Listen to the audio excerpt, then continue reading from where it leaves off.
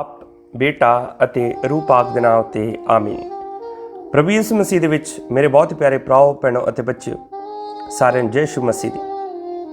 ਅੱਜ ਫਿਰ ਮੈਂ ਤੁਹਾਡੇ ਸਾਰਿਆਂ ਦੇ ਸਾਹਮਣੇ ਪ੍ਰਭੂ ਦੇ ਪਾਕ ਅਤੇ ਪਵਿੱਤਰ ਵਚਨਾਂ ਦੇ ਰਾਹੀਂ ਗੱਲਬਾਤ ਕਰਨ ਲਈ ਜਾ ਰਿਹਾ ਹਾਂ। ਔਰ ਅੱਜ ਪਾਕ ਮਕਲੀਸੀਆ ਆਮ ਸਮੇਂ ਦਾ 20ਵਾਂ ਐਤਵਾਰ ਮਨਾਉਂਦੀ ਹੈ। ਔਰ ਅੱਜ ਦੇ ਦਿਨ ਪਾਕ ਮਾਸ ਦੀ ਕੁਰਬਾਨੀ ਦੇ ਦੌਰਾਨ ਪਵਿੱਤਰ ਪਾਠ ਇਸ ਪ੍ਰਕਾਰ ਪੜ੍ਹੇ ਗਏ ਸਨ। ਪਹਿਲਾ ਪਾਠ ਯਸ਼ਾਇਆ ਨਬੀ ਦਾ ਗ੍ਰੰਥ ਉਹਦਾ 56 ਅਧਿਆਇ 1 ਐਤ 6 ਐਤ ਤੋਂ ਲੈ ਕੇ 7 ਐਤ ਤੱਕ। ਦੂਸਰਾ ਪਾਠ ਰੋਮੀਆਂ ਦੇ ਸੰਤ ਪੌਲੁਸ ਰਸੂਲ ਦਾ ਪੱਤਰ ਉਹਦਾ 11 ਅਧਿਆਇ 13 ਐਤ ਤੋਂ ਲੈ ਕੇ 15 ਤੱਕ ਅਤੇ 29 ਐਤ ਤੋਂ ਲੈ ਕੇ 32 ਐਤ ਤੱਕ। ਅਤੇ ਪਾਕ ਅੰਜੀਲ ਸੰਤ ਮਤੀ ਦੀ ਅੰਜੀਲ ਉਹਦਾ 15 ਅਧਿਆਇ 21 ਐਤ ਤੋਂ ਲੈ ਕੇ 28 ਐਤ ਤੱਕ। ਪਿਆਰੇ ਭਰਾਓ ਭੈਣੋ, ਜਦੋਂ ਅਸੀਂ ਅੱਜ ਦਾ ਪਹਿਲਾ ਪਾਠ ਉਹਦੇ ਬਾਰੇ ਮੰਨਣ ਚਿੰਤਨ ਕਰਦੇ ਹਾਂ ਤੇ ਉਹਦੇ ਵਿੱਚ ਦੱਸਿਆ ਗਿਆ ਹੈ ਕਿ ਖੁਦਾ ਨੇ ਉਹਨਾਂ ਸਾਰਿਆਂ ਨਾਲ ਜਿਹੜੇ ਚੰਗਿਆਈ, ਭਾਈਚਾਰੇ ਅਤੇ ਇਨਸਾਫ ਉੱਤੇ ਭਰੋਸਾ ਰੱਖਦੇ ਹਨ, ਸਦੀਪਕ ਖੁਸ਼ੀ ਅਤੇ ਮੁਕਤੀ ਦਾ ਵਾਅਦਾ ਕੀਤਾ ਹੈ। ਅਤੇ ਅੱਜ ਦੇ ਦੂਸਰੇ ਪਾਠ ਦੇ ਵਿੱਚ ਸੰਤ ਪੌਲੁਸ ਰਸੂਲ ਆਖਦੇ ਹਨ, ਜੇਕਰ ਅਸੀਂ ਖੁਦਾ ਦੀ ਕਿਰਪਾ ਅਤੇ ਉਸ ਦੇ ਹੁਕਮਾਂ ਦੀ ਉਲੰਘਣਾ ਕਰਾਂਗੇ ਤਾਂ ਅਸੀਂ ਖੁਦਾ ਦੀਆਂ ਬਹੁਤ ਸਾਰੀਆਂ ਨਿਯਮਤਾਂ ਗਵਾ ਲਵਾਂਗੇ। ਪਰੰਤੂ ਜੇਕਰ ਅਸੀਂ ਉਸ ਦੇ ਹੁਕਮਾਂ ਦੀ ਪਾਲਣਾ ਕਰਾਂਗੇ ਤਾਂ ਉਹ ਸਾਨੂੰ ਆਪਣੀਆਂ ਨਿਯਮਤਾਂ ਨਾਲ ਭਰਪੂਰ ਕਰ ਦੇਵੇਗਾ। ਹੁਣ ਫੈਸਲਾ ਸਾਡੇ ਹੱਥ ਵਿੱਚ ਹੈ ਕਿ ਅਸੀਂ ਪ੍ਰਭੂ ਦੀਆਂ ਗੱਲਾਂ ਨੂੰ ਸੁਣਨਾ ਹੈ ਜਾਂ ਨਹੀਂ, ਪ੍ਰਭੂ ਦੀਆਂ ਗੱਲਾਂ ਦੇ ਮੁਤਾਬਿਕ ਜੀਵਨ ਜੀਣਾ ਹੈ ਜਾਂ ਨਹੀਂ। ਤਾਂ ਅਸੀਂ ਕੁਝ ਸਮੇਂ ਦੇ ਲਈ ਇਹਨਾਂ ਪਾਕ ਵਚਨਾਂ ਤੇ ਮਨਨ ਚਿੰਤਨ ਕਰੀਏ। ਅਤੇ ਪਾਕ ਅੰਜੀਲ ਦੇ ਵਿੱਚ ਦੱਸਿਆ ਗਿਆ ਹੈ ਕਿ ਅਸੀਂ ਖੁਦਾ ਦਾ ਪਿਆਰ ਅਤੇ ਉਸ ਦੀਆਂ ਬਰਕਤਾਂ ਸਿਰਫ ਇਸ ਲਈ ਨਹੀਂ ਹਾਸਲ ਕਰਦੇ ਕਿ ਅਸੀਂ ਈਸਾਈ ਲੋਕ ਹਾਂ, ਯਾਨੀ ਕਿ ਅਸੀਂ ਮਸੀਹ ਨੂੰ ਮੰਨਣ ਵਾਲੇ ਹਾਂ। ਜੇਕਰ ਅਸੀਂ ਖੁਦਾ ਦੀਆਂ ਬਰਕਤਾਂ ਪ੍ਰਾਪਤ ਕਰਨਾ ਚਾਹੁੰਦੇ ਹਾਂ ਤਾਂ ਸਾਨੂੰ ਖੁਦਾ ਨੂੰ ਪਿਆਰ ਕਰਨਾ ਚਾਹੀਦਾ ਹੈ ਅਤੇ ਯਿਸੂ ਮਸੀਹ ਦੇ ਦੱਸੇ ਰਸਤੇ ਤੇ ਚੱਲਣਾ ਚਾਹੀਦਾ ਹੈ। ਪ੍ਰਭੂ ਯਿਸੂ ਮਸੀਹ ਆਖਦੇ ਹਨ ਕਿ ਜੇਕਰ ਤੁਸੀਂ ਮੈਨੂੰ ਪਿਆਰ ਕਰਦੇ ਹੋ ਤਾਂ ਮੇਰੇ ਹੁਕਮਾਂ ਦੀ ਪਾਲਣਾ ਕਰੋ। ਅੱਜ ਦੀ ਜੋ ਵਿਸ਼ਾ ਹੈ ਉਹ ਇਹ ਹੈ ਕਿ ਸੇਵਿੰਗ ਫੇਥ, ਸਾਡਾ ਈਮਾਨ ਸਾਨੂੰ ਬਚਾਵੇਗਾ। ਪਿਆਰੇ ਭਰਾਓ ਭੈਣੋ, ਅੱਜ ਦੀ ਪਾਕ ਅੰਜੀਲ ਦੇ ਵਿੱਚ ਦੱਸਿਆ ਗਿਆ ਹੈ ਇੱਕ ਔਰਤ ਦੇ ਵਿਸ਼ਵਾਸ ਦੇ ਬਾਰੇ। ਮੈਂ ਹੁਣ ਇੱਕ ਤੁਹਾਡੇ ਸਾਹਮਣੇ ਸਵਾਲ ਰੱਖਦਾ ਹਾਂ। ਉਹ ਇਹ ਹੈ ਕਿ ਕਦੀ ਤੁਸੀਂ ਆਪਣੇ ਆਪ ਨੂੰ ਇਹ ਸਵਾਲ ਕੀਤਾ ਹੈ ਕਿ ਮੈਂ ਇੱਕ ਚੰਗਾ ਈਸਾਈ ਬਣ ਕੇ ਜਾਂ ਰਹਿ ਕੇ ਜੀਵਨ ਗੁਜ਼ਾਰ ਰਿਹਾ ਹਾਂ?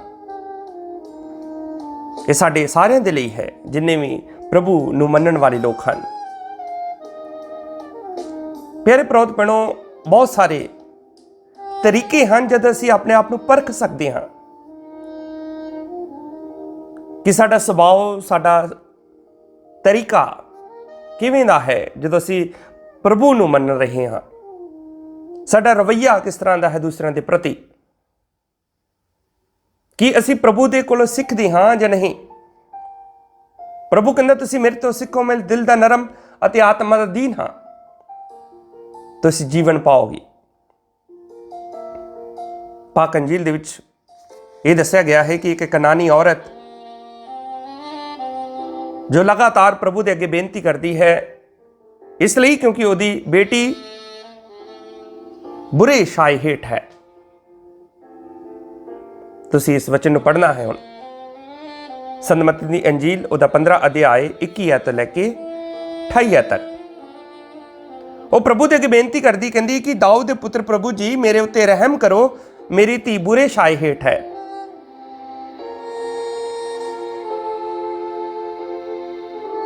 बीमार है मेरी बेटी, मेरे ते दया करो। प्यारे भराओ ते भैणो, पहला प्रभु जी उसकी गल बिल्कुल ध्यान नहीं देंदे। प्रभु यीशु जी कहते हैं उसनूं कोई, जदों उसनूं कोई उत्तर ना दिता, इसलिए ਉਹਨਾਂ ਦੇ ਚੇਲੇ ਆਏ ਅਤੇ ਬੋਲੇ, ਉਸ ਨੂੰ ਘੱਲ ਦੇਵੋ, ਕਿਉਂਕਿ ਉਹ ਸਾਡੇ ਪਿੱਛੇ ਐਵੇਂ ਰੌਲਾ ਪਾ ਰਹੀ ਹੈ। ਉਹਨਾਂ ਨੇ ਚੇਲਿਆਂ ਨੂੰ ਉੱਤਰ ਦਿੱਤਾ, ਮੈਂ ਕੇਵਲ ਇਜ਼ਰਾਈਲ ਕੌਮ ਦੀਆਂ ਗੁਆਚੀਆਂ ਭੇਡਾਂ ਕੋਲ ਹੀ ਘੱਲਿਆ ਗਿਆ ਹਾਂ। ਪਰ ਅੱਗੇ ਕੀ ਹੁੰਦਾ ਹੈ, ਉਹ ਔਰਤ ਯਿਸੂ ਦੇ ਚਰਨੀ ਪੈ ਕੇ ਬੇਨਤੀ ਕਰਨ ਲੱਗੀ, ਪ੍ਰਭੂ ਜੀ ਮੇਰੀ ਮਦਦ ਕਰੋ। ਯਿਸੂ ਨੇ ਉਸ ਨੂੰ ਕਿਹਾ, ਇਹ ਚੰਗਾ ਨਹੀਂ ਕਿ ਬੱਚਿਆਂ ਦੀ ਰੋਟੀ ਲੈ ਕੇ ਕਤੂਰਿਆਂ ਨੂੰ ਪਾਈ ਜਾਵੇ। ਤਾਂ ਉਹਦਾ ਜਵਾਬ ਕੀ ਸੀ ਉਸ ਔਰਤ ਦਾ, ਸੁਣੀਏ। ਪ੍ਰਭੂ ਜੀ ਇਹ ਸੱਚ ਹੈ, ਪਰ ਕਤੂਰਿਆਂ ਨੂੰ ਵੀ ਤਾਂ ਉਹਨਾਂ ਦੇ ਮਾਲਕਾਂ ਦੀ ਮੇਜ਼ ਤੋਂ ਹੀ ਬਚੇ ਹੋਏ ਝੂਰੇ ਭੂਰੇ ਮਿਲ ਜਾਂਦੇ ਹਨ। ਇਸ ਤੇ ਯਿਸੂ ਨੇ ਉਸ ਨੂੰ ਕਿਹਾ, ਹੇ ਔਰਤ, ਤੇਰਾ ਵਿਸ਼ਵਾਸ ਮਹਾਨ ਹੈ, ਇਸ ਲਈ ਤੂੰ ਜੋ ਚਾਹੁੰਦੀ ਹੈ ਤੇਰੇ ਲਈ ਕੀਤਾ ਜਾਵੇਗਾ। ਇਸ ਲਈ ਉਸ ਦੀ ਧੀ ਉਸੇ ਘੜੀ ਠੀਕ ਹੋ ਗਈ। ਜੇਕਰ ਅਸੀਂ ਚੰਗੇ ਕੰਮ ਕਰਦੇ ਹਾਂ ਤਾਂ ਪ੍ਰਭੂ ਉਹਦਾ ਜਾਨੀ ਕਿ ਰਿਜ਼ਲਟ ਹੈ, ਉਹਦਾ ਫਲ ਸਾਨੂੰ ਜ਼ਰੂਰ ਪ੍ਰਭੂ ਦੇਵੇਗਾ। ਪਾਕ ਅੰਜੀਲ ਦੇ ਵਿੱਚ ਸਾਨੂੰ ਇਸ ਗੱਲ ਨੂੰ ਸਿੱਖਣ ਦੇ ਲਈ ਮਿਲਦਾ ਹੈ, ਇਹ ਸਬਕ ਮਿਲਦਾ ਹੈ ਕਿ ਨਿਰੰਤਰ ਪ੍ਰਭੂ ਦੇ ਅੱਗੇ ਬੇਨਤੀ ਕਰਦੇ ਰਹਿਣਾ ਹੈ। ਪ੍ਰਭੂ ਸਾਡੀ ਜ਼ਰੂਰ ਦੁਆ ਨੂੰ ਸੁਣਦਾ ਹੈ। ਸਾਡਾ ਵਿਸ਼ਵਾਸ ਉਸ ਚਟਾਨ ਦੀ ਤਰ੍ਹਾਂ ਮਜ਼ਬੂਤ ਹੋਣਾ ਚਾਹੀਦਾ ਹੈ, ਜੋ ਨੇਰੀ ਤੂਫਾਨ ਆਉਣ ਦੇ ਕਾਰਨ ਵੀ ਉਹਦਾ ਨੁਕਸਾਨ ਨਹੀਂ ਹੁੰਦਾ। ਉਹ ਘਰ ਜੋ ਮਜ਼ਬੂਤ ਨੀਂਹ ਦੇ ਨਾਲ ਬਣਿਆ ਹੈ। ਪ੍ਰਭੂ ਜੀ ਕਹਿੰਦੇ ਹਨ, ਜੋ ਇਨਸਾਨ ਮੇਰੀਆਂ ਵਚਨਾਂ ਨੂੰ ਸੁਣਦਾ ਹੈ, ਉਹਨਾਂ ਅਨੁਸਾਰ ਚੱਲਦਾ ਹੈ, ਉਹ ਇੱਕ ਸਮਝਦਾਰ ਇਨਸਾਨ ਹੈ। ਜਿਹੜਾ ਮੇਰੇ ਵਚਨਾਂ ਨੂੰ ਸੁਣਦਾ ਹੈ, ਉਹਦੇ ਅਨੁਸਾਰ ਨਹੀਂ ਚੱਲਦਾ, ਉਹ ਮੂਰਖ ਇਨਸਾਨ ਦੀ ਤਰ੍ਹਾਂ ਹੈ। ਸਾਡਾ ਵਿਸ਼ਵਾਸ ਹੀ ਸਾਨੂੰ ਬਚਾਵੇਗਾ। ਪ੍ਰਭੂ ਸਾਨੂੰ ਬੇਹੱਦ ਪਿਆਰ ਕਰਦਾ ਹੈ। ਉਹ ਕਦੀ ਵੀ ਸਾਨੂੰ ਤਿਆਗਦਾ ਨਹੀਂ ਹੈ, ਉਹ ਕਦੀ ਵੀ ਸਾਨੂੰ ਛੱਡਦਾ ਨਹੀਂ ਹੈ। ਮੈਂ ਤੁਹਾਨੂੰ ਇੱਕ ਛੋਟੀ ਜਿਹੀ ਕਹਾਣੀ ਦੱਸਣਾ ਚਾਹੁੰਦਾ ਹਾਂ, ਜਿਹਦੇ ਜ਼ਰੀਏ ਅਸੀਂ ਖੁਦਾ ਦੀ ਬਾਦਸ਼ਾਹੀ ਦੇ ਬਾਰੇ ਸਿੱਖਾਂਗੇ।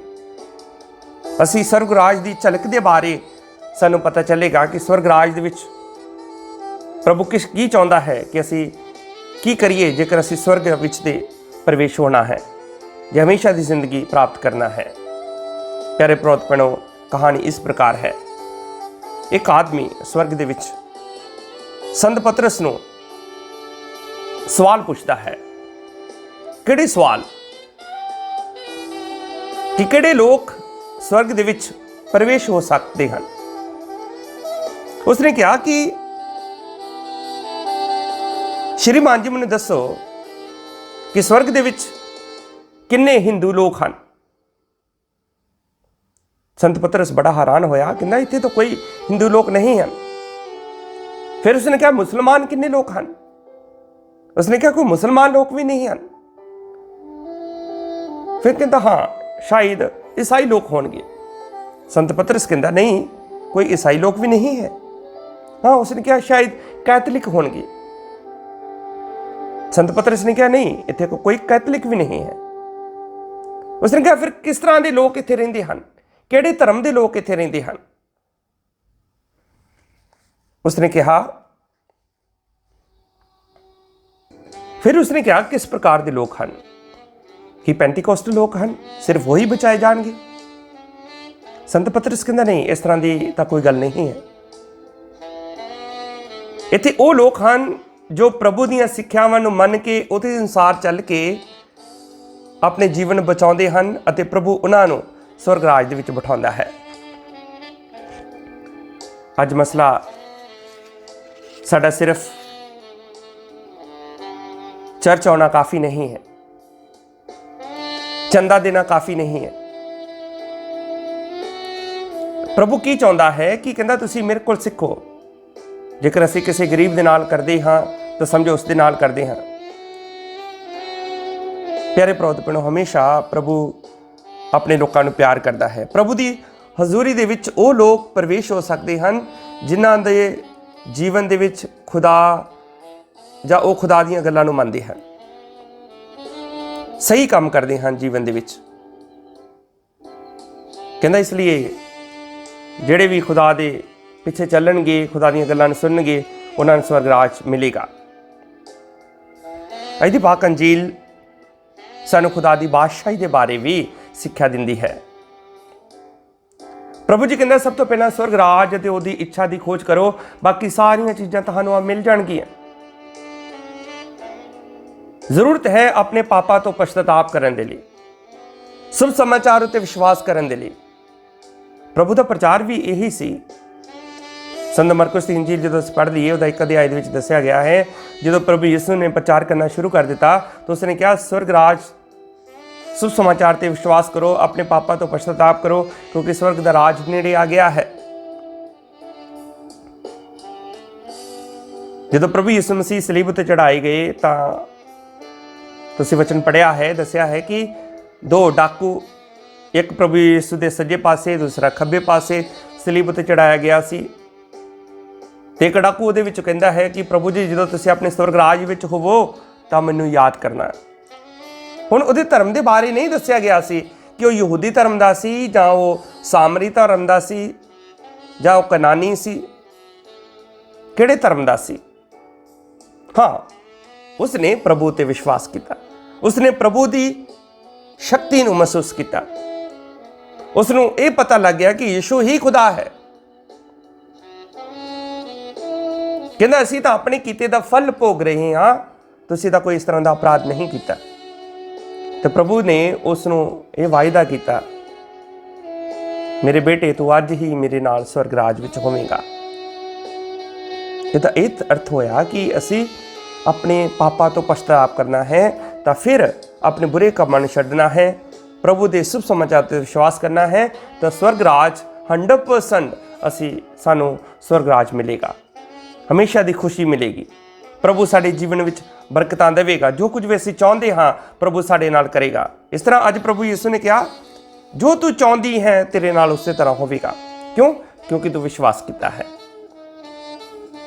ਇਸ ਲਈ ਆਓ ਖੁਦਾ ਦਾ ਧੰਨਵਾਦ ਕਰੀਏ ਭੈਣੇ ਤੇ ਪ੍ਰਭੂ ਦੇ ਮਹਾਨ ਪਿਆਰ ਨੂੰ, ਬਹੁਮੁੱਲੇ ਪਿਆਰ ਨੂੰ ਹਮੇਸ਼ਾ ਯਾਦ ਕਰੀਏ।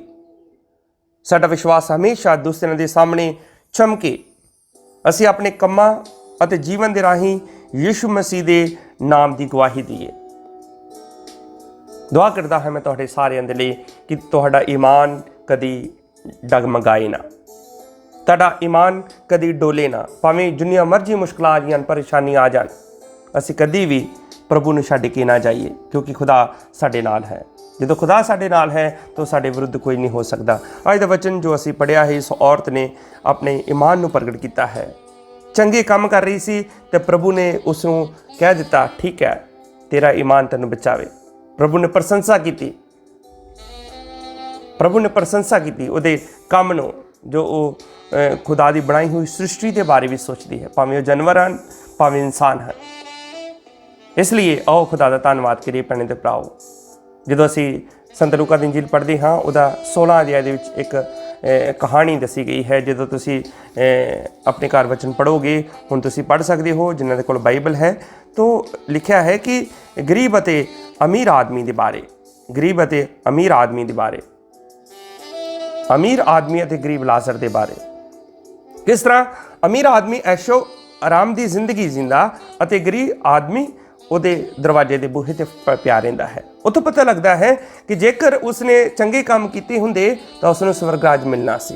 ਦੂਸਰੇ ਪਾਸੇ ਲਾਜ਼ਰ ਹੈ, ਪ੍ਰਭੂ ਤੇ ਭਰੋਸਾ ਰੱਖਦਾ ਹੈ। ਜਦੋਂ ਉਹ ਮਰ ਗਿਆ ਤਾਂ ਉਸਨੂੰ ਬਾਬਾ ਅਬਰਾਹਮ ਦੀ ਗੋਦ ਵਿੱਚ ਮਿਲਣ ਦਾ ਜੋ ਮੌਕਾ ਮਿਲ ਗਿਆ, ਬੈਠਣ ਦਾ ਮੌਕਾ ਮਿਲ ਗਿਆ। ਅਤੇ ਅਮੀਰ ਆਦਮੀ ਨਰਕ ਦੇ ਵਿੱਚ ਜੋ ਕਿ ਦੁੱਖ ਸਹਿੰਦਾ ਹੈ। ਕਹਿੰਦਾ ਬਾਬਾ ਅਬਰਾਹਮ ਕੀ ਕਰ, ਲਾਜ਼ਰ ਨੂੰ ਕਹਿ ਕੇ ਆਪਣੀ ਉਂਗਲੀ ਦਾ ਪੋਟਾ ਪਿਓ ਕੇ ਮੇਰੀ ਜੀਭ ਉੱਤੇ ਲਾਵੇ, ਕਿਉਂਕਿ ਇੱਥੇ ਮੈਂ ਮਰ ਰਿਹਾ ਹਾਂ। ਤੇ ਬਾਬਾ ਅਬਰਾਹਮ ਨੇ ਕਿਹਾ, ਬੇਟੇ ਯਾਦ ਕਰ, ਤੂੰ ਖੁਸ਼ੀ ਹੀ ਖੁਸ਼ੀ ਭੋਗੀ ਹੈ ਆਪਣੇ ਜੀਵਨ ਦੇ ਵਿੱਚ, ਇਸ ਬੰਦੇ ਨੇ ਦੁੱਖ ਭੋਗਿਆ ਹੈ। ਤੇ ਕਹਿੰਦਾ ਬਾਬਾ ਅਬਰਾਹਮ ਜੀ ਤੁਸੀਂ ਕਿਸੇ ਨਬੀ ਨੂੰ ਭੇਜੋ। ਕਹਿੰਦਾ ਨਬੀ ਆਲਰੇਡੀ ਉੱਥੇ ਪਹੁੰਚ ਚੁੱਕੇ ਹਨ। ਤੇਰੇ ਭਰਾਵਾਂ ਨੂੰ ਖੁਦਾ ਦੇ ਵਚਨਾਂ ਤੇ ਵਿਸ਼ਵਾਸ ਰੱਖਣਾ ਚਾਹੀਦਾ ਹੈ।